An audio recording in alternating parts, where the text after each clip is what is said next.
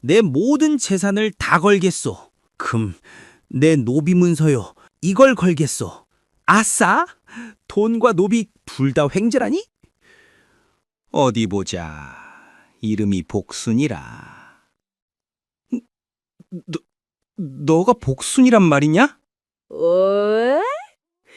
맞습니다요. 제가 복순인뎁쇼. 전기수야담을 찾아주셔서 감사합니다. 구독과 좋아요는 사랑입니다. 이야기 한 판 시작해보겠습니다. 조선 후기 한양 인근의 어느 주막 귓방에서 투전판이 벌어지고 있었습니다. 방 안은 곰방대 연기로 자욱하였고 노름꾼들의 땀 냄새와 술 냄새가 뒤섞여 코를 찔렀습니다. 작은 창문으로 들어오는 희미한 달빛만이 유일한 조명이었습니다. 그 빛 아래에서 엽전과 은자가 오가며 찰랑거리는 소리가 방 안을 가득 채웠습니다. 판도는 이미 엄청난 액수로 불어나 있었습니다. 가운데 놓인 돈더미는 산처럼 쌓여 있었고 구경꾼들은 숨소리조차 죽인 채 지켜보고 있었습니다. 노름판에는 3명이 남아 있었습니다. 그중 한 명이 박진사였습니다. 박진사는 원래 제법 넉넉한 양반이었으나 노름에 빠져 재산을 탕진한 자였습니다. 오늘도 마지막 남은 돈을 모두 걸고 판에 참여하였는데 운이 따르지 않아 계속 잃고 있었습니다. 얼굴은 창백하게 질렸고 이마에는 식은땀이 흘러내렸습니다. 충혈된 눈으로 패를 노려보며 곰방대를 물고 있었습니다. 박진사가 떨리는 목소리로 외쳤습니다. 이번 판에 내 전 재산을 걸겠소. 하지만 앞에 놓인 돈은 이미 바닥났습니다. 박진사는 품속을 뒤적이다가 한 장의 종이를 꺼내 탁자 위에 내려놓았습니다. 여종 문서였습니다. 박진사가 다시 말하였습니다. 이것은 내 집에 있는 여종 복순이의 문서요. 비록 보기에는 그리 훌륭하지 않으나 일은 잘하는 계집이요. 이것을 판돈으로 걸겠소. 구경꾼들이 웅성거렸습니다. 여종을 판돈으로 거는 것은 흔한 일이었으나 박진사의 말투가 묘하게 구차하였기에 의심스러운 눈초리를 보냈습니다. 하지만 판돈이 커진 상황이라 아무도 말리지 않았습니다. 김서방이 문서를 집어들고 살펴보았습니다. 김서방은 중인 출신으로 장사를 하는 상인이었는데 재산은 그리 많지 않으나 성실하고 정직한 사람이었습니다. 오늘 이 판에 참여한 것도 거래처 돈을 받으러 왔다가 우연히 끼게 된 것이었습니다. 김서방이 문서를 확인한 뒤 고개를 끄덕이며 말하였습니다. 좋소. 받아들이겠소. 패가 돌아갔습니다. 박진사는 떨리는 손으로 패를 집어들었습니다. 확인하자 눈빛이 번뜩였습니다. 나쁘지 않은 패였습니다. 팔끝이었고 이기지는 못해도 비기거나 살 수 있는 패였습니다. 박진사는 안도의 한숨을 내쉬며 패를 내려놓았습니다. 김서방이 자신의 패를 확인하였습니다. 표정에는 아무런 변화가 없었습니다. 천천히 패를 탁자 위에 내려놓자 구경꾼들이 목을 빼고 들여다보았습니다. 누군가가 탄성을 질렀습니다. 9끝이요. 박진사의 얼굴이 하얗게 질렸습니다. 9끝은 8끝을 이기는 패였습니다. 박진사는 믿을 수 없다는 표정으로 김서방의 패를 노려보았으나 분명하였습니다. 판돈과 여종 문서는 모두 김서방의 것이 되었습니다. 박진사가 머리를 쥐어뜯으며 비명을 질렀습니다. 구경꾼들이 혀를 찾고 누군가는 동정하였으며 누군가는 비웃었습니다. 박진사는 비틀거리며 일어나 방을 나갔습니다. 뒤돌아보지도 않았고 여종 문서를 되찾으려는 신용도 하지 않았습니다. 그저 도망치듯 사라졌습니다. 김서방은 돈을 챙기고 여종 문서를 품속에 넣었습니다. 주막을 나서자 밤바람이 시원하게 불어왔습니다. 김서방은 문서를 다시 꺼내 달빛 아래에서 읽어보았습니다. 여종 복순, 나이 22, 키가 크고 덩치가 크며 식성이 좋음이라고 적혀 있었습니다. 다음 날 아침 김서방은 박진사 댁을 찾아갔습니다. 허름한 기와집이었고 담장은 허물어져 있었습니다. 마당에는 잡초가 무성하였고 박진사가 재산을 탕진한 흔적이 역력하였습니다. 김서방이 대문을 두드리자 박진사가 나왔습니다. 어젯밤과는 달리 멀쩡한 표정이었으나 눈빛만큼은 여전히 흐려 있었습니다. 박진사가 퉁명스럽게 물었습니다. 무슨 일이오? 김서방이 여종 문서를 내밀며 대답하였습니다. 어젯밤 판에서 받은 여종을 데려가러 왔소. 박진사의 얼굴이 일그러졌습니다. 하지만 어쩔 수 없었습니다. 공정하게 진 것이었고 문서도 넘긴 상태였습니다. 박진사가 안으로 들어가더니 잠시 후 한 여인을 끌고 나왔습니다. 김서방은 그 여인을 보는 순간 눈이 휘둥그레졌습니다. 엄청난 덩치였습니다. 키도 컸고 몸집도 어마어마하였습니다. 둥근 얼굴에는 살이 통통하게 올라 있었고 옷은 남루하였으나 얼굴만큼은 깨끗하고 선하게 생겼습니다. 박진사가 여인을 밀쳐내며 말하였습니다. 여기 복순이요. 데려가시오. 밤만 축내는 식충이라 쓸모는 없을 것이오.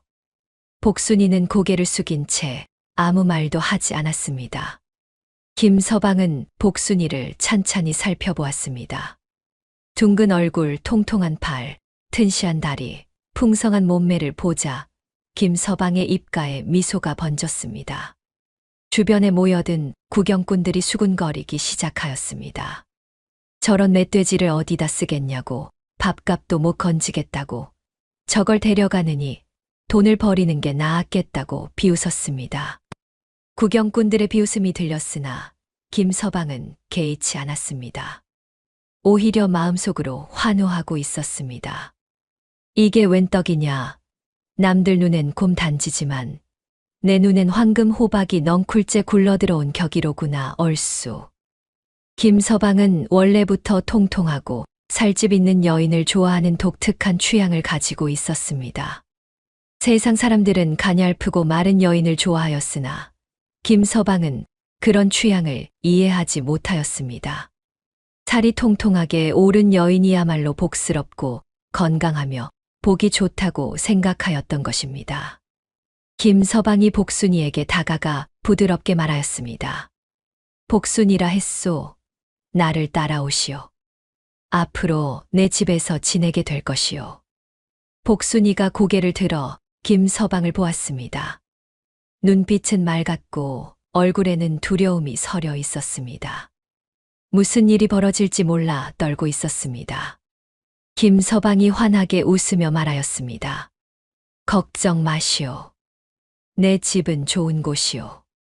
밥도 실컷 먹을 수 있고 매도 맞지 않으며 편히 지낼 수 있소. 복순이의 눈에 눈물이 맺혔습니다. 그 말이 믿기지 않았으나 희망을 품고 싶었습니다. 복순이는 고개를 끄덕이며 김서방을 따라 나섰습니다. 박진사는 그 모습을 보며 이를 갈았습니다. 복순이가 비록 보기에는 좋지 않으나 나름 쓸모가 있었기에 아까운 마음이 들었던 것입니다. 하지만 이미 늦었습니다. 김서방과 복순이는 멀어져 갔고 박진사는 텅 빈 마당에 혼자 남았습니다. 길을 걸으며 김서방은 복순이를 힐끔힐끔 쳐다보았습니다. 볼수록 마음에 들었습니다. 둥근 얼굴이 보름달처럼 환하였고 통통한 팔이 떡같이 탱탱해 보였습니다. 걸음걸이는 느렸으나 묵직하고 안정적이었습니다. 김서방은 속으로 생각하였습니다. 이 복덩이를 어떻게 먹여 살릴까? 고기도 실컷 먹이고 떡도 실컷 먹이고 살이 더 올라 복스러워지게 해야겠구나. 복순이는 고개를 숙인 채 묵묵히 따라갔습니다.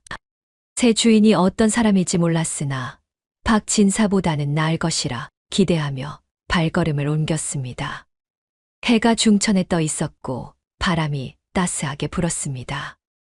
두 사람은 새로운 시작을 향해 걸어가고 있었던 것입니다. 김서방의 집은 한양시정거리 근처에 있는 아담한 기와집이었습니다. 크지는 않았으나 깨끗하게 정돈되어 있었고 마당에는 꽃이 피어 있었으며 부엌에서는 구수한 냄새가 풍겨 나왔습니다. 복순이는 대문 앞에서 멈칫거렸습니다. 박진사 댁과는 너무나 다른 분위기였기 때문입니다. 김서방이 복순이를 안으로 안내하며 말하였습니다.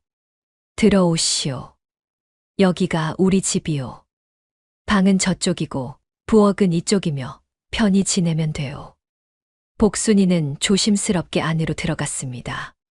방 안은 아담하였고 이불이 깔려 있었으며 작은 창문으로 햇빛이 들어왔습니다. 복순이는 한 번도 이런 대접을 받아본 적이 없었기에 어리둥절한 표정을 지었습니다. 김서방은 부엌으로 향하며 배가 고프겠다고 밥을 지어 드리겠다고 말하였습니다. 복순이는 믿을 수 없었습니다. 주인이 직접 밥을 지어준다니 이런 일이 있을 수 있는가 싶었습니다. 박진사 댁에서는 밥 한 끼도 제대로 먹지 못하였고 늘 굶주렸으며 남은 찬밥이나 얻어먹는 신세였습니다. 복순이는 두려웠습니다. 혹시 이것이 최후의 만찬은 아닐까, 배불리 먹인 뒤 어디론가 팔아버리려는 것은 아닐까 하는 생각이 들었습니다. 김서방은 부엌에서 부산하게 움직였습니다. 소태쌀을 안치고 불을 지폈습니다. 찬장을 열어 반찬을 꺼냈는데 어제 장에서 사온 갈비가 있었고 잡채도 있었으며 나물도 여러 가지가 있었습니다. 김서방은 갈비를 꺼내 양념을 바르고 불에 구웠습니다. 기름이 타는 소리가 지글지글 울렸고 고소한 냄새가 집 안 가득 퍼졌습니다. 밥이 다 되자 김서방은 커다란 그릇에 밥을 수북이 담았습니다. 고봉으로 담았고 윤기가 자르르 흘렀으며 밥알이 탱글탱글하였습니다. 갈비를 접시에 담았고 잡채도 한가득 담았으며 나물 반찬도 여러 접시에 나누어 담았습니다. 김서방이 상을 들고 방으로 들어오며 실컷 드시라고 말하였습니다. 복순이는 그 상을 보고 눈이 휘둥그레졌습니다. 상다리가 휘어질 만큼 음식이 가득하였습니다. 윤기 흐르는 하얀 쌀밥, 육즙이 뚝뚝 떨어지는 갈비, 색깔 고운 잡채, 정갈한 나물들이 한 상 가득 차려져 있었습니다. 복순이는 손을 떨며 물었습니다. 이것을 제가 다 먹어도 되옵니까? 김서방이 환하게 웃으며 대답하였습니다. 당연하오. 다 드시오. 모자라면 더 지어드릴 테니 배 터지게 드시오. 복순이는 눈물이 왈칵 쏟아질 것 같았습니다. 하지만 참았습니다. 혹시 꿈은 아닐까 싶어 조심스럽게 숟가락을 들었습니다. 밥을 한 숟가락 떠서 입에 넣었습니다. 따뜻하고 부드러운 밥이 입안에서 녹았습니다. 복순이는 그 순간 참았던 눈물이 주르륵 흘러내렸습니다. 김서방이 놀라 왜 우느냐고, 밥이 맛없느냐고 물었습니다. 복순이가 고개를 저으며 눈물을 닦았습니다. 아니라고, 너무 맛있다고 대답하였습니다. 복순이는 더 이상 참지 못하고 허겁지겁 밥을 먹기 시작하였습니다. 한 숟가락, 두 숟가락, 세 숟가락을 연달아 입에 넣었고 갈비를 집어 우적우적 씹었으며 잡채도 후루룩 먹었습니다. 먹는 소리가 방 안 가득 울렸고 복순이의 얼굴에는 행복한 미소가 번졌으며 눈물과 함께 밥을 먹었습니다. 김서방은 그 모습을 흐뭇하게 바라보았습니다.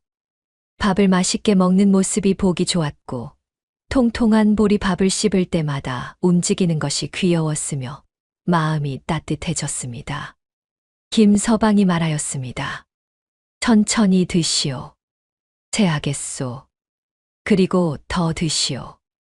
살 빠지면 내 가슴이 찢어지니 말이오. 복순이는 그 말을 듣고 손을 멈추었습니다. 고개를 들어 김서방을 보았습니다. 진심이었습니다. 거짓이 아니었고 놀리는 것도 아니었으며 정말로 자신이 살이 빠질까봐 걱정하는 표정이었습니다. 복순이는 와락 울음을 터뜨렸습니다. 평생 처음으로 자신을 아껴주는 사람을 만난 것입니다. 김서방이 당황하며 왜 또 오느냐고, 자기가 무슨 잘못을 했느냐고 물었습니다. 복순이가 눈물을 닦으며 대답하였습니다. 감사하옵니다. 나으리, 평생 은혜를 잊지 않겠사옵니다. 김서방은 멋쩍게 웃으며 고개를 저었습니다. 복순이는 다시 밥을 먹기 시작하였습니다. 이번에는 조금 천천히 먹었고 음미하며 먹었으며 행복한 표정으로 먹었습니다. 밥을 다 먹고 나자 김서방은 복순이를 데리고 사랑방으로 갔습니다. 사랑방에는 책상이 있었고 장부가 쌓여 있었으며 붓과 먹과 벼루가 놓여 있었습니다. 김서방이 한숨을 쉬며 자신은 장사를 하는 사람인데 요즘 장부 정리가 잘 안 되어 골치가 아프다고 말하였습니다. 김서방은 장부를 펼쳤습니다. 숫자가 빼곡하게 적혀 있었고 거래 내역이 복잡하게 얽혀 있었으며 어디선가 계산이 맞지 않았습니다. 김서방이 고개를 갸우뚱하며 다시 계산하기 시작하였습니다. 복순이는 옆에서 가만히 장부를 들여다보았습니다. 한참을 보고 있더니 밥풀이 묻은 입을 닦으며 조심스럽게 말하였습니다. 나으리 세 번째 장 둘째 줄에 온양 7푼이 비는데 거래처 김씨가 떼먹은 겁니다. 김서방이 깜짝 놀라 어떻게 알았느냐고 물었습니다. 복순이가 손가락으로 장부를 짚으며 설명하였습니다. 김씨가 쌀 5가마를 사갔다 하였는데 돈은 내 가마 값만 주었다고, 한 가마에 1량 1푼이니 5냥 5푼이 모자라고, 여기 잡비로 2푼을 썼으니 모두 합하여 5냥 7푼이 부족하다고 말하였습니다. 김서방은 황급히 장부를 확인하였습니다. 복순이의 말이 정확하였습니다. 김서방은 믿을 수 없다는 표정으로 어떻게 이렇게 빨리 계산하였느냐고, 자신은 한참을 들여다봐도 찾지 못하였다고 물었습니다. 복순이가 수줍게 대답하였습니다. 소녀는 한 번 본 숫자는 잊지 않사옵니다. 그리고 계산도 빠르게 할 수 있사옵니다. 김서방의 눈이 반짝였습니다. 이것은 보통 재주가 아니었습니다. 장사를 하는 사람에게 이런 능력은 금보다 귀한 것이었습니다. 김서방이 흥분하여 정말이냐고, 그렇다면 다른 장부도 봐줄 수 있겠느냐고 물었습니다. 복순이가 고개를 끄덕였습니다. 김서방은 다른 장부들을 꺼내 복순이 앞에 쌓아놓았습니다. 복순이는 장부를 하나씩 넘겨보기 시작하였습니다. 눈이 빠르게 움직였고 손가락으로 계산하였으며 틀린 곳을 찾아내었습니다. 한 시즌이 지나자 복순이가 다 확인하였다고, 모두 12곳에서 오류가 있고 합계 37냥 3푼이 부족하다고 말하였습니다. 김서방은 기절할 뻔하였습니다. 자신이 한 달 동안 끙끙대며 찾지 못한 것을 복순이는 한 시즌 만에 찾아낸 것입니다. 김서방이 복순이의 손을 잡으며 소리쳤습니다. 복순이, 아니, 복덩이. 당신은 정말 복덩이요. 걸어다니는 황금알이요. 복순이는 얼굴이 빨개지며 고개를 숙였습니다. 평생 처음으로 칭찬을 들은 것입니다. 박진사댁에서는 멍청하다고, 쓸모없다고, 밥만 축낸다고 욕만 들었는데 이제는 황금알이라는 칭찬을 듣게 되었습니다. 김서방은 복순이를 보며 환하게 웃었습니다. 노름판에서 건진 여종이 아니라 하늘이 내린 보물을 얻은 것 같았습니다. 김서방이 앞으로 장부 일은 모두 맡기겠다고, 밥은 실컷 먹이고 좋은 옷도 입히고 편하게 지내게 해주겠다고 말하였습니다. 복순이는 고개를 끄덕이며 눈물을 흘렸습니다. 행복의 눈물이었고 감사의 눈물이었으며 새로운 삶을 시작하는 눈물이었습니다. 김서방과 복순이는 서로를 보며 웃었고 해가 저물어가는 창밖으로 석양이 따스하게 비추고 있었던 것입니다. 복순이가 김서방 집에 온 지 한 달이 지났습니다. 그 한 달 동안 김서방의 장사는 날로 번창하였습니다. 복순이가 장부를 정리하자 그동안 놓치던 돈이 모두 회수되었습니다. 거래처에서 떼먹던 돈도 찾아냈고 계산 실수로 손해보던 일도 사라졌습니다. 김서방은 날마다 복순이에게 좋은 음식을 먹였습니다. 아침에는 쌀밥과 된장찌개를, 점심에는 국수와 만두를, 저녁에는 고기와 생선을 차려주었습니다. 복순이는 처음에는 미안해하였으나 김서방이 살이 빠지면 섭섭하다고 하자 마음 놓고 먹기 시작하였습니다. 복순이의 얼굴은 더욱 둥그러졌습니다. 볼에는 생기가 돌았고 눈빛도 밝아졌으며 보기만 해도 복스러운 모습이었습니다. 어느 날 아침 김서방의 집 대문을 두드리는 소리가 들렸습니다. 김서방이 문을 열자 낯선 사내가 서 있었습니다. 남루한 옷차림에 지게를 짊어진 사내였습니다. 얼굴에는 교활한 기색이 역력하였고 비굴하게 웃으며 물건을 권하였습니다. 금강산에서 캔 산삼이라고 값은 싸게 드리겠다고 말하였습니다. 김서방은 관심이 생겨 지게를 보았습니다. 지게 위에는 천으로 싼 무언가가 놓여 있었습니다. 사내가 조심스럽게 풀어 보여주자 뿌리가 긴 삼이 나왔습니다. 언뜻 보기에는 산삼처럼 보였으나 김서방은 삼에 대해 잘 알지 못하였기에 판단하기 어려웠습니다. 사내가 열심히 설명하였습니다. 이것은 100년 묵은 산삼이라고, 먹으면 불로장생한다고, 지금 당장 사지 않으면 다른 양반에게 팔겠다고 재촉하였습니다. 김서방이 고민하고 있을 때 부엌에서 복순이가 나왔습니다. 복순이는 사내가 들고 있는 삼을 보더니 코를 벌름거렸습니다. 냄새를 맡더니 얼굴을 찌푸렸습니다. 복순이가 김서방에게 다가와 작은 목소리로 말하였습니다. 나으리, 저것은 산삼이 아니옵니다. 3년 묵은 도라지 뿌리옵니다. 흙냄새에 섞인 쓴맛이 산삼과 다르고 뿌리의 색깔도 약간 다르옵니다. 김서방은 사내를 돌아보았습니다. 사내의 얼굴이 창백해졌습니다. 식은땀을 흘리며 뒷걸음질을 쳤고 김서방이 차갑게 말하자 허둥지둥 지게를 짊어지고 도망쳤습니다. 김서방은 복순이를 보며 감탄하였습니다. 만약 복순이가 없었다면 큰돈을 날릴 뻔하였던 것입니다. 며칠 뒤 김서방은 장에 나갔습니다. 복순이도 함께 따라갔는데 장터를 둘러보며 여러 물건을 구경하였습니다. 그때 복순이가 비단을 파는 가게 앞에서 멈춰 섰습니다. 비단을 만져보더니 김서방에게 말하였습니다. 나으리, 이 비단을 사두시는 것이 좋겠사옵니다. 올해 누에가 병들었다는 소문을 들었사옵니다. 앞으로 비단 값이 크게 오를 것이옵니다. 김서방은 복순이의 말을 믿었습니다. 지금까지 복순이가 틀린 적이 없었기 때문입니다. 김서방은 가지고 있던 돈을 모두 털어 비단을 샀습니다. 가게 주인은 이렇게 많이 사는 손님이 신기하였으나 돈을 받고 기뻐하며 비단을 넘겨주었습니다.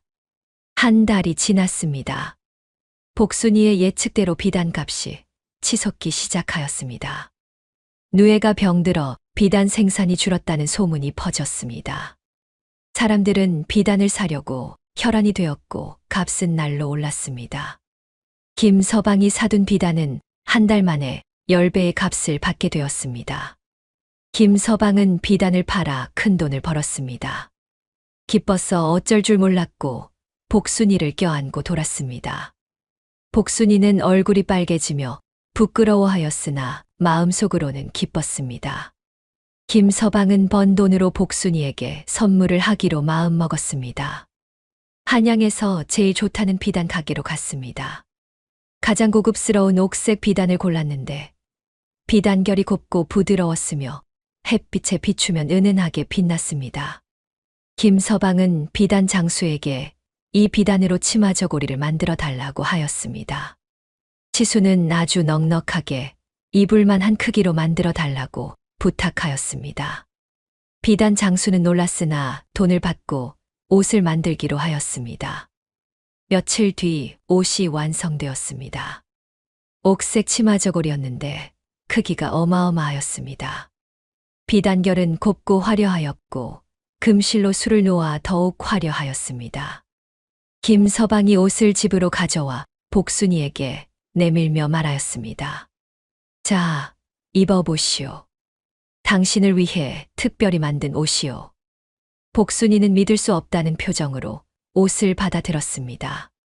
손이 떨렸고 눈물이 핑 돌았습니다. 이렇게 고운 옷은 태어나서 처음 보았습니다. 복순이가 떨리는 목소리로 물었습니다. 이것을 제가 입어도 되옵니까? 김서방이 환하게 웃으며 대답하였습니다. 당연하오. 당신을 위해 만든 옷이니 당신이 입어야지요. 어서 입어보시오. 복순이는 방으로 들어가 옷을 갈아입었습니다. 옥색 치마 저고리가 복순이의 몸에 딱 맞았습니다. 통통한 몸매가 옷 안에서 풍성하게 보였고 둥근 얼굴은 옥색 저고리와 어울려 더욱 환하게 빛났습니다. 복순이는 그 어느 때보다 아름다워 보였습니다. 복순이가 부끄러워하며 방에서 나오자 김서방은 넋을 잃고 바라보았습니다. 입이 떡 벌어졌고 눈이 휘둥그레졌습니다. 한참을 멍하니 보고 있다가 말하였습니다. 아름답소. 정말 아름답소. 우리 복덩이 양귀비보다 곱소. 복순이는 얼굴이 빨개지며 고개를 숙였습니다. 김서방은 복순이의 손을 잡고 마당으로 나갔습니다. 햇빛 아래에서 복순이를 빙글빙글 돌리며 칭찬을 아끼지 않았습니다. 이웃 사람들이 담 너머로 구경하며 수군거렸으나 김서방은 개의치 않았습니다. 오히려 큰 소리로 외쳤습니다. 보시오, 여러분. 이분이 내 집 복덩이요. 세상에서 제일 복스럽고 아름다운 여인이요. 복순이는 부끄러워 죽을 지경이었으나 마음속으로는 행복하였습니다. 평생 처음으로 예쁘다는 말을 들었습니다. 평생 처음으로 좋은 옷을 입었고 평생 처음으로 자신을 아껴주는 사람을 만났습니다. 복순이는 김서방을 보며 조용히 다짐하였습니다. 이 은혜를 평생 갚으며 살겠다고, 나으리를 위해 최선을 다하겠다고 말입니다. 해가 저물었습니다. 김서방과 복순이는 마당에 앉아 석양을 바라보았습니다. 김서방은 만족스러운 표정으로 복순이를 보았고 복순이는 수줍게 웃으며 고개를 숙였습니다. 두 사람 사이에는 따뜻한 기운이 흐르고 있었습니다. 행복한 시간이 흘러가고 있었고 세상 무엇과도 바꿀 수 없는 소중한 순간이었던 것입니다. 박진사는 김서방댁 근처 술집에 앉아 막걸리를 마시고 있었습니다. 허름한 술집이었고 안주도 없이 홀로 앉아있는 박진사는 한때 양반이라 불렸으나 이제는 알거지 신세였습니다. 노름으로 재산을 모두 날린 뒤 집마저 팔아야 했고 이제는 남의 집 사랑방 귀퉁이에 얹혀 사는 처지가 되어 날마다 술로 세월을 보내고 있었습니다. 박진사는 막걸리를 들이켜며 담 너머를 바라보았습니다. 김서방의 기와집이 보였는데 깨끗하게 단장되어 있는 집에서는 웃음소리가 들려왔고 대문은 새로 칠하여 번쩍거렸습니다. 박진사의 얼굴이 일그러졌습니다. 저놈이 내 복순이를 데려간 뒤로 날로 잘 나간다는 생각이 들자 배가 아파왔습니다. 박진사는 이를 갈았습니다. 복순이를 노름판에 걸어 잃은 것이 천추의 한이었습니다. 당시에는 밥만 축내는 쓸모없는 계집이라 여겼으나 김서방 댁으로 간 뒤 소문이 들려오기 시작하였던 것입니다. 김서방의 장사가 대박이 났다는 소문, 복순이가 천재적인 계산 능력을 가졌다는 소문, 비단 투자로 큰 돈을 벌었다는 이야기가 마을에 퍼졌습니다. 박진사는 막걸리 잔을 내려놓으며 혼잣말을 중얼거렸습니다. 자신이 멍청했다고, 복순이의 재주를 몰랐다고, 그 계집을 제대로 써먹지 못했다고 후회하였으나 이미 늦은 뒤였습니다. 막걸리는 쓰디쓴 맛이었으나 박진사의 마음보다는 덜 쓰였습니다. 박진사는 날마다 김서방댁 근처를 배회하며 담벼락 너머로 그들의 행복한 모습을 훔쳐보았습니다. 어느 날은 김서방이 복순이에게 옥색 비단으로 만든 화려한 치마 저고리를 입혀주는 것을 보았는데 복순이는 수줍게 웃으며 옷을 입었고 김서방은 복덩이라고 칭찬하였습니다. 박진사는 그 모습을 보자 배를 움켜쥐었습니다. 배가 아파서 견딜 수가 없었던 것입니다.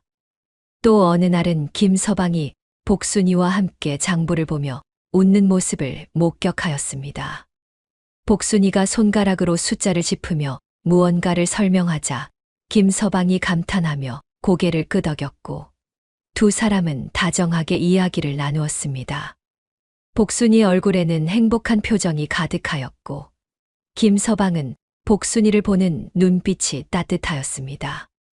박진사는 그 모습을 보며 주먹을 쥐었습니다. 질투심이 타올라 이성을 잃을 것 같았고 저 행복이 원래 자신의 것이어야 했다는 생각에 분노가 치밀었습니다. 어느 날 저녁 박진사는 술에 취해 담벼락에 기대 서 있었습니다. 김서방 댁에서는 저녁 식사를 하는 소리가 들렸는데 맛있는 음식 냄새가 담을 넘어 풍겨왔습니다. 갈비 굽는 냄새와 된장찌개 끓는 냄새, 따뜻한 밥 냄새가 박진사의 코를 자극하였습니다. 박진사는 침을 삼켰습니다. 자신은 막걸리 한 사발로 저녁을 때운 판에 저들은 산의 진미를 먹고 있다는 생각에 화가 치밀어 올랐습니다. 복순이의 웃음소리도 들렸습니다.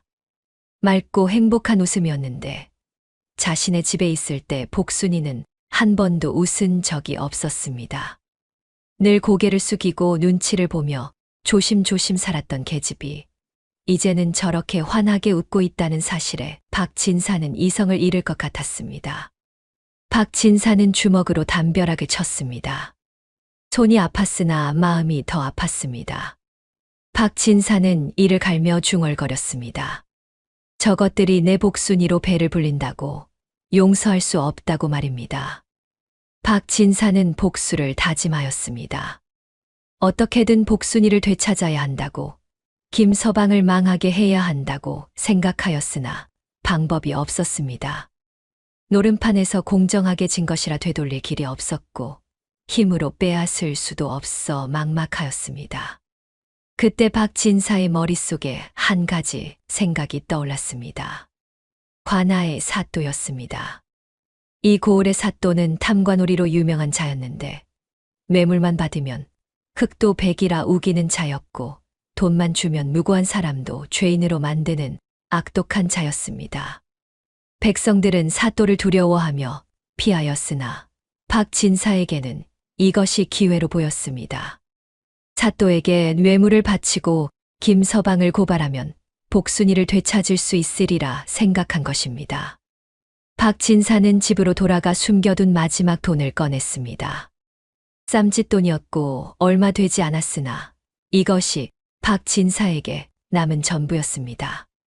박진사는 그 돈을 보자기에 싸서 관아로 향하였습니다. 관아에 도착하자 박진사는 사또를 만나게 해달라고 청하였습니다. 관속이 의아해하였으나 박진사가 보자기를 슬쩍 보여주자 고개를 끄덕이며 안내하였습니다. 사또는 안방에 앉아 있었는데 뚱뚱한 몸에 기름진 얼굴을 한 사또는 탐욕스러운 눈빛으로 박진사를 보았습니다. 박진사가 보자기를 사또 앞에 내려놓으며 말하였습니다. 사또 나으리 억울한 일이 있어 찾아왔사옵니다. 이 보잘것없는 것이나마 받아주시옵소서. 사또가 보자기를 열어보았습니다. 은자가 몇 냥 들어 있었는데 많지는 않았으나 사또는 만족스러운 표정을 지으며 물었습니다. 무슨 일인가 말해보게. 박진사가 꾸며낸 이야기를 늘어놓았습니다. 김서방이 사기를 쳐서 자신의 신통한 여종을 빼앗아 갔다고. 그 여종은 천재적인 능력을 가진 귀한 계집인데 억울하게 빼앗겼다고 되찾아 달라고 애원하였습니다. 사또는 박진사의 말을 듣고 고개를 끄덕였습니다. 진실 따위는 중요하지 않았습니다. 뇌물을 받았으니 박진사의 편을 들어주면 그만이었던 것입니다. 사또가 관속을 불러 명하였습니다. 김서방이라는 자를 잡아오너라. 사기 혐의로 조사하겠다. 관속이 고개를 숙이고 물러갔습니다. 박 진사는 만족스럽게 웃으며 관할을 나왔습니다. 이제 곧 김서방이 곤욕을 치를 것이고 복순이를 되찾을 수 있을 것이라 생각하니 기분이 좋았습니다. 그날 저녁 김서방 댁에서는 평화로운 저녁 식사가 한창이었습니다. 김서방과 복순이는 마주 앉아 밥을 먹고 있었는데 복순이가 만든 음식을 김서방은 맛있게 먹으며 칭찬을 아끼지 않았고 복순이는 수줍게 웃으며 김서방의 밥그릇에 반찬을 더 얹어 주었습니다. 그때 대문을 쾅쾅 두드리는 소리가 들렸습니다. 거칠고 급박한 소리였는데 김서방이 일어나 대문을 열자 포졸들이 우르르 들어왔습니다. 대여섯 명의 포졸이 몽둥이를 들고 들어섰고 그 뒤로 관속이 따라 들어왔습니다. 관속이 김서방을 가리키며 말하였습니다. 내가 김서방이냐? 사또 나으리께서 부르신다. 사기 혐의가 있으니 관하로 가자. 김서방은 어리둥절하였습니다. 사기라니 자신은 평생 정직하게 장사를 해왔는데 무슨 사기란 말인가 싶었으나 포졸들이 김서방을 붙잡았습니다. 복순이가 놀라 달려왔으나 포졸들이 밀쳐냈습니다. 복순이가 울며 매달렸습니다. 나으리는 억울하시옵니다. 아무 잘못도 없으시옵니다. 하지만 포졸들은 들은 척도 하지 않았습니다. 김서방을 끌고 관하로 향하였고 복순이는 그 뒤를 따라가려 하였으나 관속이 막아섰습니다. 복순이는 주저앉아 울었고 평화롭던 저녁 시간은 순식간에 악몽으로 변하였으며 식탁 위의 음식은 그대로 식어가고 있었던 것입니다. 김서방은 관아의 어두운 감옥에 갇혀 있었습니다. 습기 찬 돌바닥에 앉아있는 김서방의 손목에는 착고가 채워져 있었고 등에는 매를 맞은 자국이 선명하였습니다. 사또는 김서방을 조사한다는 명목으로 매질을 하였는데 사기를 인정하라고 복순이를 돌려주라고 거짓 자백을 강요하였으나 김서방은 끝까지 부인하였습니다. 포졸들이 김서방을 끌고 나가 마당에 엎드리게 하였습니다. 곤장이 등에 내리꽂혔고 한 대, 두 대, 세 대를 맞을 때마다 살가죽이 찢어지는 느낌이 들었으며 피가 흘러내렸습니다. 김서방은 이를 악물고 참았으나 고통은 극심하였습니다.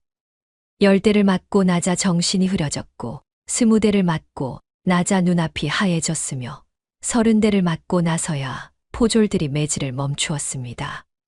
김서방은 다시 감옥으로 끌려왔습니다. 바닥에 쓰러져 신음하였으나 그 고통 속에서도 복순이 생각뿐이었습니다. 우리 복순이는 지금 어디서 무엇을 하고 있을까? 밥은 제때 먹고 있을까? 혹시 박진사에게 끌려가 고생하고 있는 것은 아닐까 하는 걱정에 가슴이 찢어질 것 같았습니다. 김서방은 감옥 창사를 붙잡고 일어나 앉았습니다.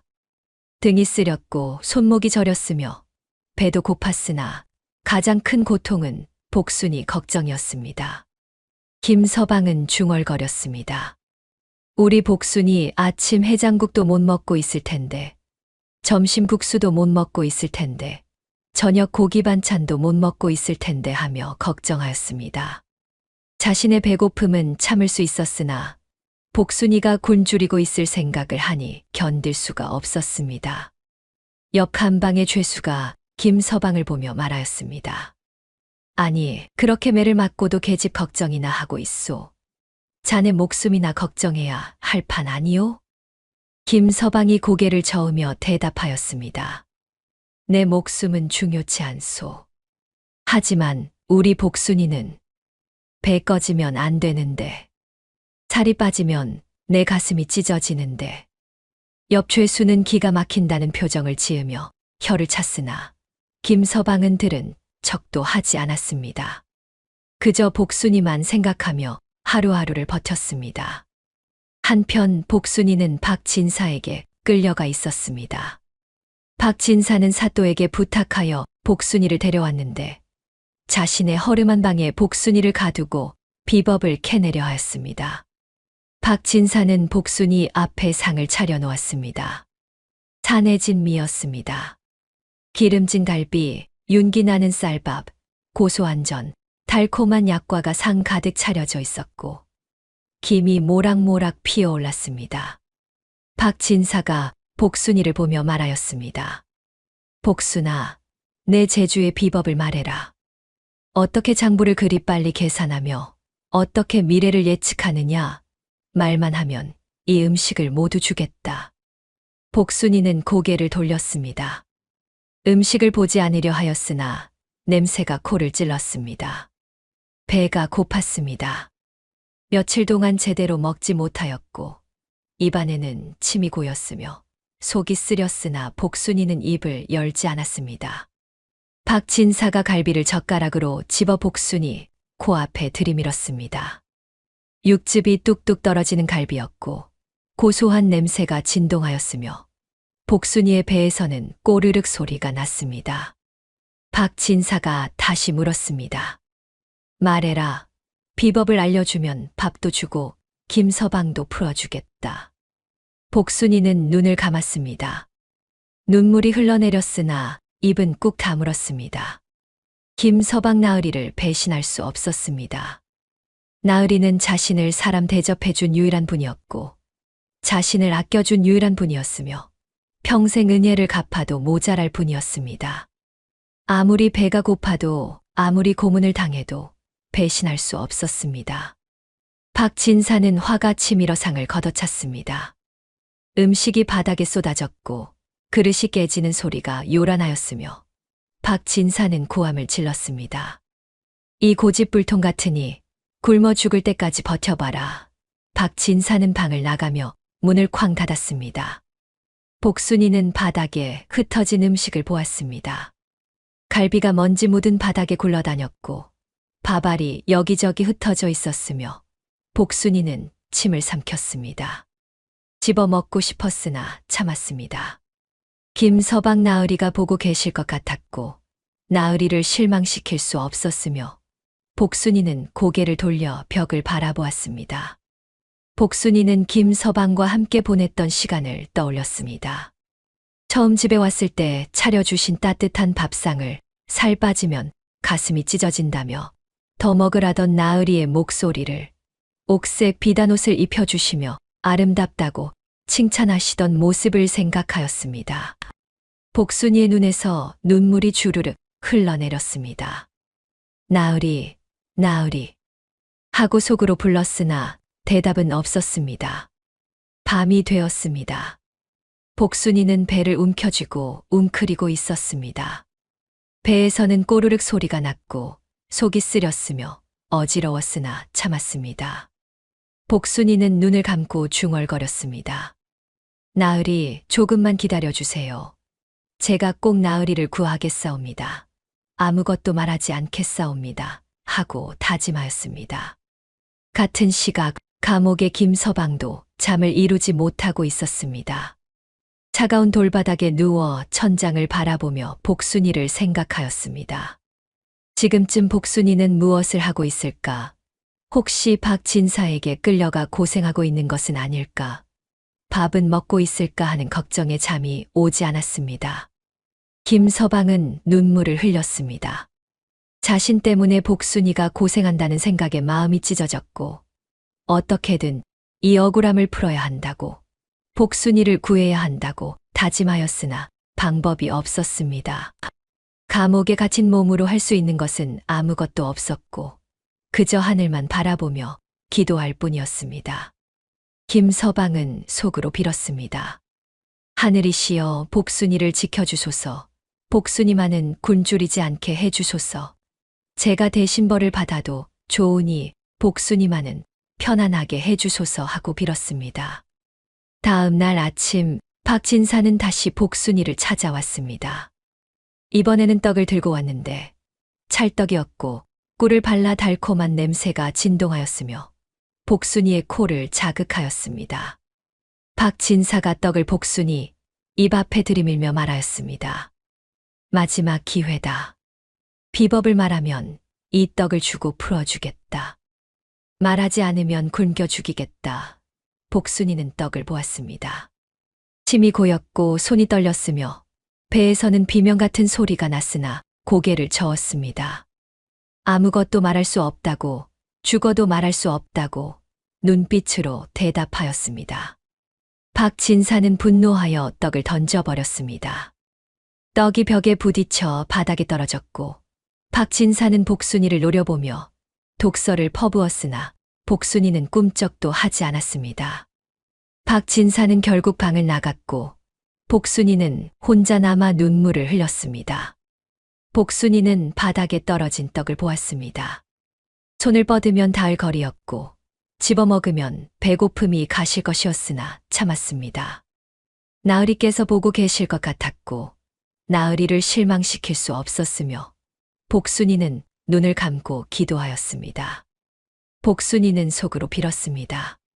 하늘이시여 나으리를 구해주소서. 나으리는 억울하시옵니다. 제가 대신 벌을 받아도 좋으니 나으리만은 구해주소서 하고 빌었습니다. 복순이의 눈물은 멈추지 않았고 배고픔은 더욱 심해졌으며 몸은 점점 약해져 갔으나 마음만큼은 굳건하였던 것입니다. 김서방은 감옥에서 사흘을 보낸 뒤 한 가지 계책을 떠올렸습니다. 자신에게는 아직 비자금이 있었는데 장사를 하며 만일의 사태를 대비해 숨겨둔 돈이었고 집 사랑방 장판 밑에 묻어두었기에 아무도 모르는 돈이었습니다. 김서방은 서둘러 간수를 불러 부탁하였습니다. 자신의 집에 가서 장판 밑을 들춰보면 돈이 있을 것이니 그것을 가져와 달라고 그 돈의 절반을 간수에게 주겠다고 말하자 간수는 탐욕스러운 눈빛으로 고개를 끄덕였습니다. 간수는 김서방의 집으로 달려갔습니다. 장판을 들춰내자 과연 보자기에 싸는 자가 숨겨져 있었고 간수는 그것을 들고 감옥으로 돌아와 김서방에게 건넸습니다. 김서방이 약속대로 절반을 주자 간수는 만족하며 물러갔고 김서방은 남은 돈을 품에 안으며 가슴이 두근거렸습니다. 이 돈으로 복순이를 구할 수 있을 것이라는 희망이 솟아올랐고 차디찬 감옥 바닥보다 복순이의 빈자리가 더 시리게 느껴졌던 가슴에 따뜻한 불씨가 지펴지는 것 같았습니다. 김서방은 사또를 만나게 해달라고 청하였습니다. 간수가 이상하게 여겼으나 김서방이 은자를 슬쩍 보여주자 고개를 끄덕이며 안내하였고 김서방은 착고를 찬 채 사또 앞으로 끌려갔습니다. 사또는 불쾌한 표정으로 김서방을 내려다보며 무슨 일이냐고 물었고 김서방은 깊이 고개를 숙인 뒤 떨리는 목소리로 입을 열었습니다. 김서방이 말하였습니다. 사또 나으리 소인은 억울하옵니다. 박진사가 거짓으로 고발한 것이옵니다. 하오나 말로는 진실을 가릴 수 없사오니 공정하게 투전으로 결판을 내고자 하옵니다. 사또가 눈을 가늘게 뜨며 물었습니다. 투전으로 결판을 낸다. 무슨 소리냐? 김서방이 품에서 은자를 꺼내 사또 앞에 내려놓으며 말하였습니다. 박진사와 소인이 투전 승부를 하되 소인이 지면 전 재산과 목숨을 내놓겠사옵니다. 하오나 소인이 이기면 복순이를 돌려주시고 무죄를 인정해 주시옵소서. 이 은자는 나으리께 드리는 수고비옵니다. 사또는 은자를 보며 탐욕스러운 미소를 지었습니다. 돈도 받고 구경거리도 생기니 나쁠 것이 없다고 생각하였고 고개를 끄덕이며 승낙하였습니다. 사또가 관속을 시켜 박진사를 불러오게 하였고 투전판을 준비하라고 명하였습니다. 박진사가 관하로 왔을 때는 해가 기울어가는 저녁 무렵이었습니다. 박진사는 김서방이 투전으로 승부를 제안했다는 말을 듣고 비웃었습니다. 자신은 투전의 고수였고 온갖 속임수와 기술을 알고 있었으며 소매 속에 패를 숨기는 기술도 익혔기에 김서방 따위는 손쉽게 이길 수 있다고 자신하였습니다. 박진사가 큰 소리로 말하였습니다. 좋소, 받아들이겠소. 하지만 지면 목숨을 내놓아야 하오. 김서방이 고개를 끄덕이며 대답하였습니다. 그리하겠소. 하지만 내가 이기면 복순이를 돌려주고 모든 누명을 벗겨주시오. 투전판이 관아의 넓은 마당에 차려졌습니다. 하늘은 흐렸고 먹구름이 몰려왔으며 바람이 세차게 불어 나뭇가지가 흔들렸습니다.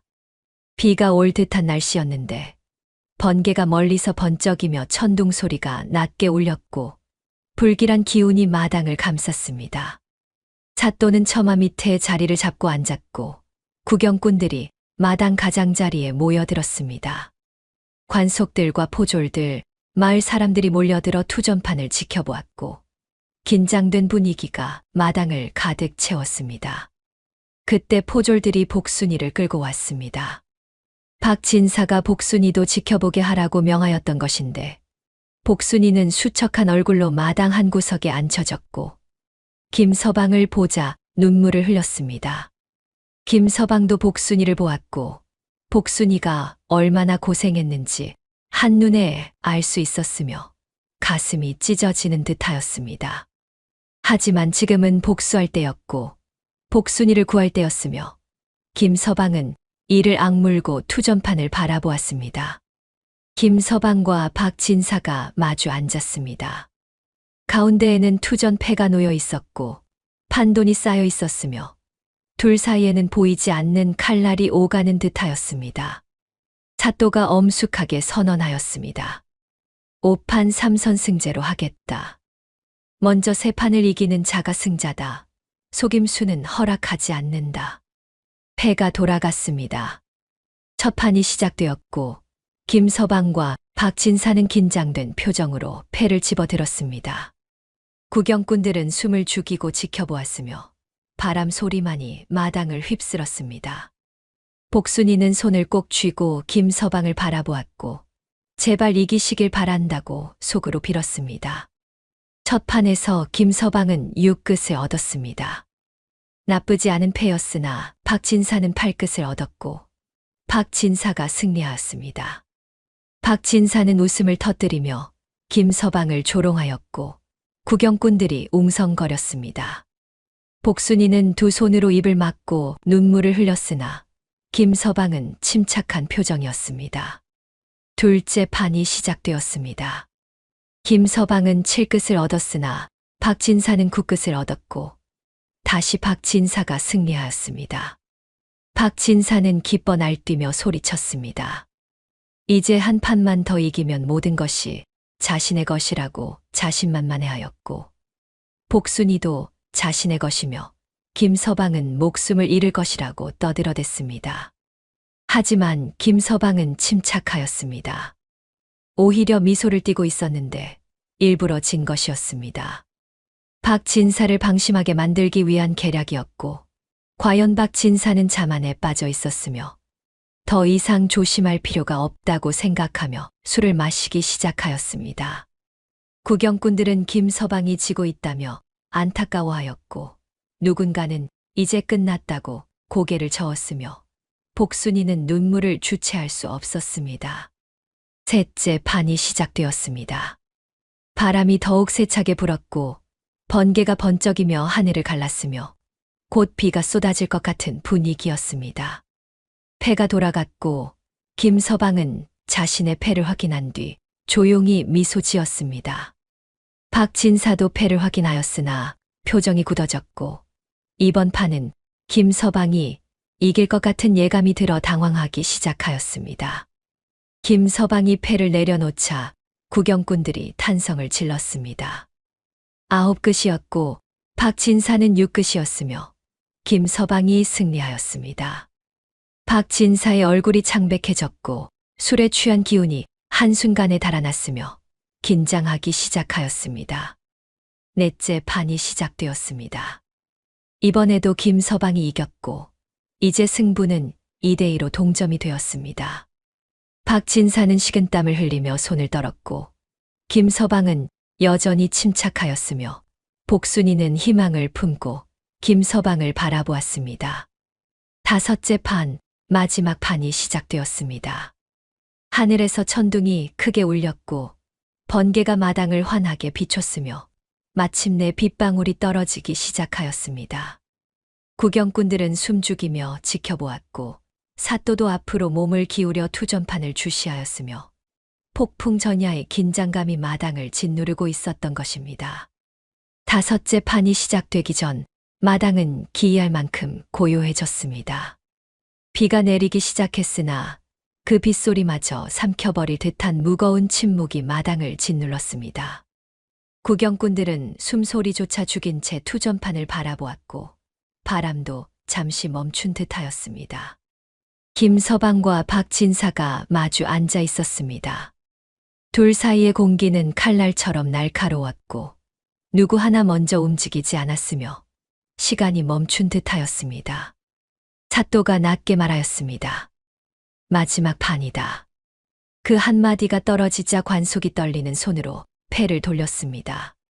패가 천천히, 아주 천천히 김서방과 박진사 앞에 놓였고 두 사람은 한참을 그 패를 내려다보기만 하였습니다. 복순이는 두 손을 꼭 쥐었는데 손톱이 손바닥에 파고들 정도로 꽉 쥐었으나 아픔을 느끼지 못하였습니다. 박진사가 먼저 패를 집었습니다.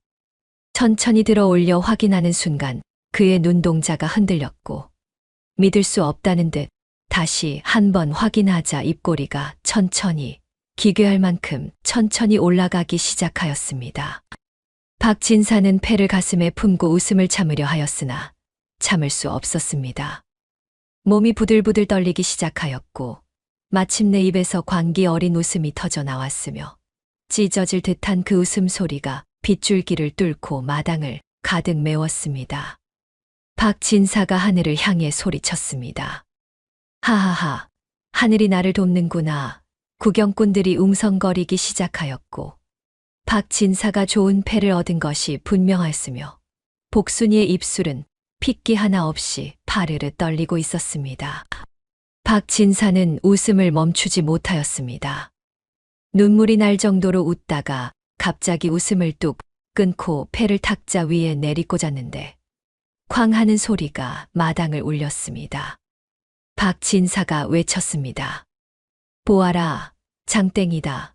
10월과 10월. 이보다 높은 패는 없다. 탁자 위에 놓인 패를 본 구경꾼들의 입에서 신음 같은 소리가 새어 나왔습니다. 과연 장땡이었고 투전에서 가장 높은 패 중 하나였으며 거의 이길 수 없는 패였습니다. 박진사는 승리를 확신하였습니다. 그의 눈에는 광기가 서려 있었고 김서방을 향해 손가락을 휘둘러 가리키며 소리쳤습니다. 이 멍청한 놈, 내 놈 목숨은 이제 내 것이다. 복순이도 내 것이고 내 재산도 모두 내 것이다. 박진사는 자리에서 벌떡 일어나 하늘을 향해 팔을 벌리고 미친 듯이 웃었는데 그 웃음소리가 마당을 가득 채웠습니다. 구경꾼들은 안타까운 표정으로 김서방을 보았고 복순이는 눈물을 주체할 수 없었으며 눈물이 주르륵 흘러내렸습니다. 그런데 모두가 숨을 죽인 그 순간 오직 김서방만이 폭풍의 눈처럼 고요했습니다. 그의 눈빛은 흔들림 없이 복순이를 향하고 있었고 오히려 미소를 띠고 있었으며 복순이와 눈빛을 교환하자 복순이는 그 눈빛을 보는 순간 희망을 느꼈습니다.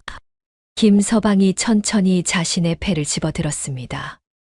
확인하지도 않고 그대로 품에 안았으며 박진사를 바라보며 조용히 그러나 또렷하게 말하였습니다.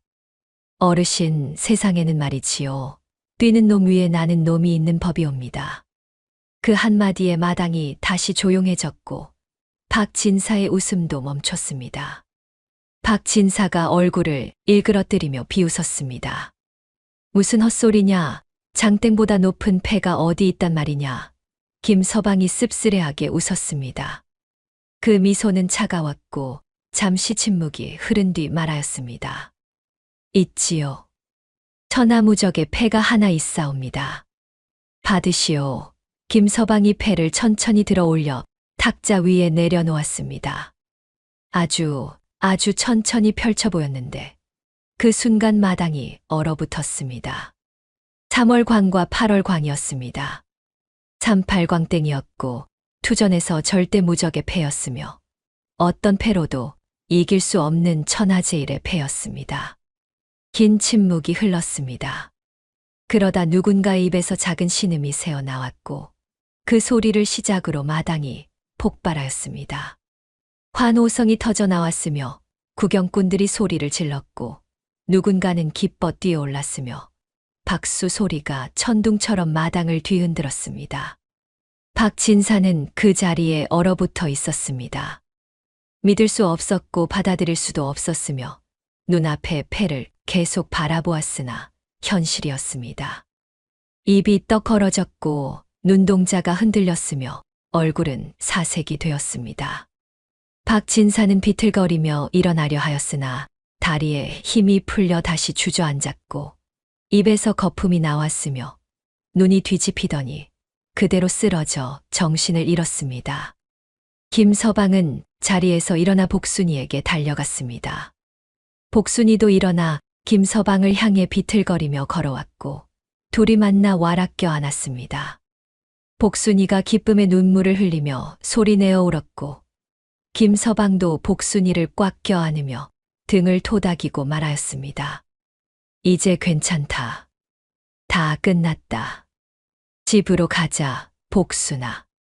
김서방의 목소리는 단호하였고 따뜻하였으며 복순이는 김서방의 품에서 계속 울었습니다. 기쁨과 안도와 행복이 뒤섞인 눈물이었고 빗속에서 둘은 서로를 껴안고 울었습니다. 사또가 자리에서 일어나 선언하였습니다. 승자는 김서방이다. 김서방의 무죄를 선언하며 복순이는 김서방에게 돌려준다. 박진사는 거짓 고발죄로 처벌하겠다. 다시 환호성이 터져 나왔고 구경꾼들이 박수를 쳤으며 김서방과 복순이는 서로를 껴안고 있었습니다. 빗속에서 환호 속에서 둘은 마침내 자유를 되찾았고 긴 악몽이 끝났습니다. 며칠 뒤 박진사는 노비로 팔려갔습니다. 거짓 고발죄와 노름 빚으로 신분이 몰락하였고 한때 양반이었던 자가 이제는 천한 노비가 되어 먼 곳으로 끌려갔으며 다시는 돌아오지 못하였습니다. 김서방은 되찾은 재산으로 성대한 잔치를 벌였습니다. 집 마당에 큰 상을 차렸고 온갖 음식을 준비하였으며 마을 사람들을 모두 초대하였습니다. 갈비가 산더미처럼 쌓였고 떡이 수북이 담겼으며 술이 강물처럼 흘렀고 풍악 소리가 밤새 울렸습니다. 복순이는 새로 지은 비단 옷을 입고 상 앞에 앉아 있었는데 환한 얼굴이었습니다. 김서방이 복순이의 밥그릇에 밥을 수북이 담아 주었고 갈비를 집어 올려 주었으며 떡도 한가득 놓아 주었습니다. 복순이는 행복한 얼굴로 우적우적 밥을 먹기 시작하였고 김서방은 그 모습을 흐뭇하게 바라보며 말하였습니다. 많이 먹어라. 내 사랑스러운 호박 덩어리. 살이 빠지면 내 가슴이 찢어지니 배 터지게 먹어라. 복순이는 얼굴이 빨개지며 수줍게 웃었고 김서방도 웃었으며 마을 사람들도 웃었고 축하의 박수가 터져 나왔습니다. 복순이는 계속 밥을 먹었고 김서방은 계속 반찬을 올려주었으며 두 사람은 행복하였습니다. 해가 저물었습니다. 석양이 붉게 물들었고 마당에는 여전히 사람들이 가득하였으며 웃음소리가 끊이지 않았습니다. 김서방과 복순이는 서로를 바라보며 미소 지었고 더 이상 두려울 것이 없었으며 앞으로도 함께할 것이었습니다. 탐욕은 스스로를 무너뜨렸고 정직함은 결국 빛을 보았으며 진심은 진심을 얻었습니다. 김서방과 복순이의 이야기는 마을에 오래도록 전해졌고 사람들은 그 이야기를 들으며 웃었으며 권선징악의 교훈을 되새겼습니다. 그리고 그 이야기는 오늘날까지 전해져 내려오고 있으니 노름판에서 얻은 뚱뚱한 종려의 전설적인 이야기는 여기까지입니다. 감사합니다.